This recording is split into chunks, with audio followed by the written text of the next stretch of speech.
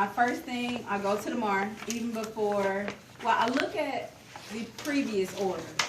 I go assess my patient, and once I assess my patient, I ask them, you know, if they take the medication. A lot of times the doctor orders something and the patient like, I don't take this anymore. That was 5 years ago. So you need to make sure before you waste that medication. Like I did, I just went in and crushed it, but I can't talk to my patients because they're intubated.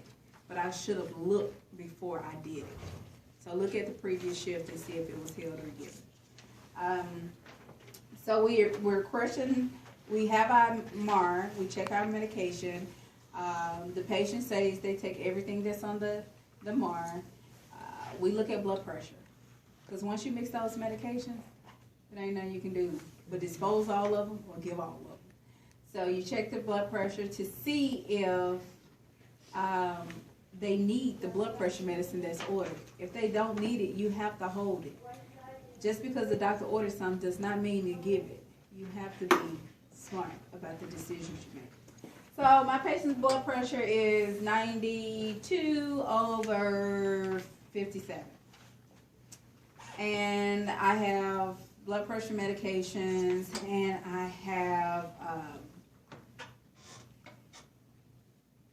rest of her meds. So my biggest thing is, do I give it or do I hold it? You would think you would hold it. But if you look at her previous, it may be something that, like an ACE inhibitor. She's a dialysis patient. Protects her kidney. Do she need it? I don't know. Blood pressure is not high, but will it kill her? Probably not. So I go and look at this how ICU nurses think. Like, typically you would just say, no, I'm not giving it. You go look at the previous blood pressure at 9 o'clock a.m. because I work p.m. The blood pressure was the same. The nurse gave it. They went back and checked her blood pressure an hour later. It was 93/58. Then it kept going up. So I'm going to give it. Gave the crushed medication, warm water, put it in a little cup, let it dissolve, go in, and I communicate with her, do everything else I have to do. I'm trying to let the medication dissolve as much as possible because it's not going to dissolve that quick.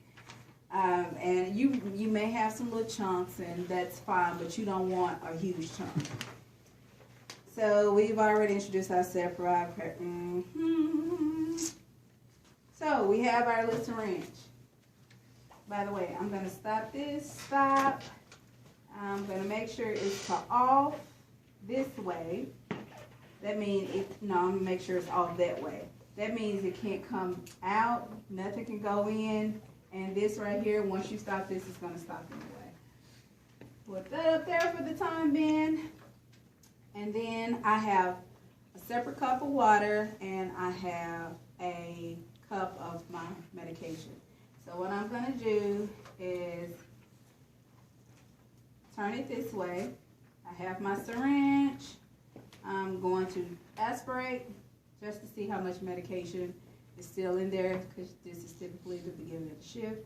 So aspirate, nothing came out, push it back in, clamp it off. Every time you do something, you got to clamp it off. And every time you do something with this, have a towel, because it's a little bit right in here that's going to come out. So I'm going to get my water, how much ever water I feel necessary, probably 30, 40 cc's to clear this. I'm going to clear the line, grab my medication, and I'm going to, typically, we push medication. We don't hold it to gravity. What's yours say, do? Hold it to gravity. We're going to hold it to gravity. So we're going to make sure it's about 45, 50. Pull it up. The whole time you're pulling it up, swirl the cup around, because you still have the particles that's going to just settle in one spot. So you're pulling, you're swishing, and you're pulling. And then once you get this full of medication, you're going to hold it and just let it go down.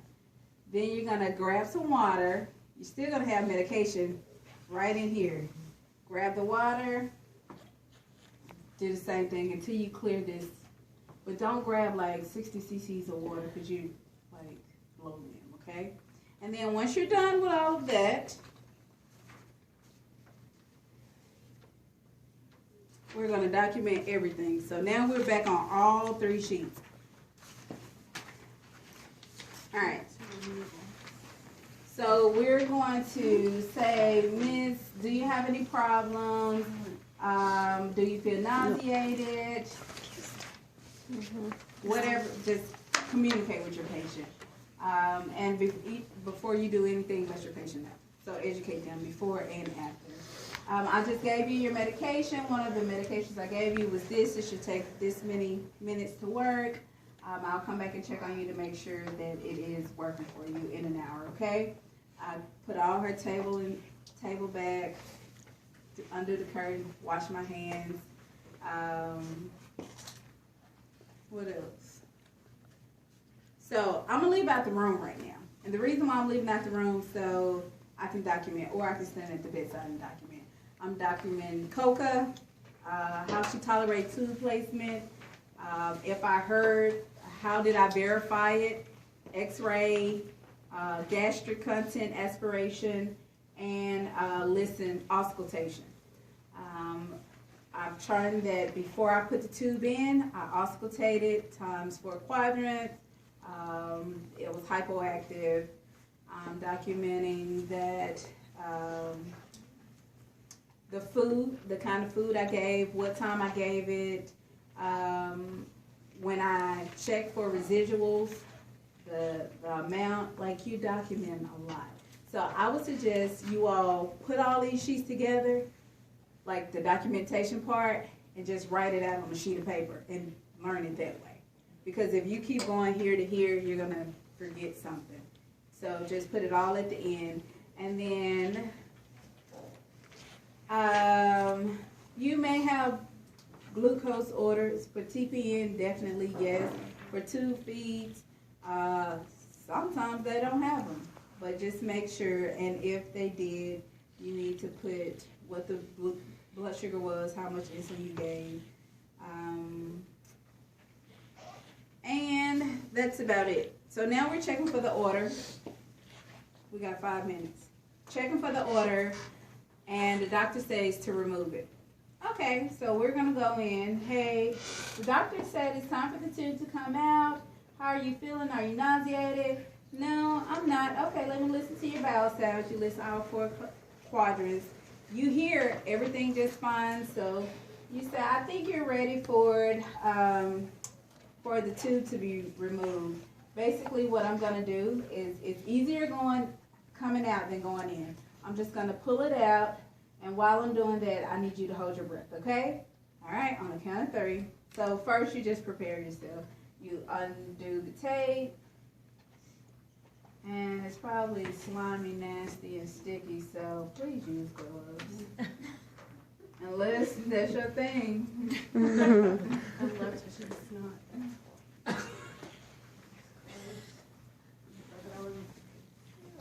Okay.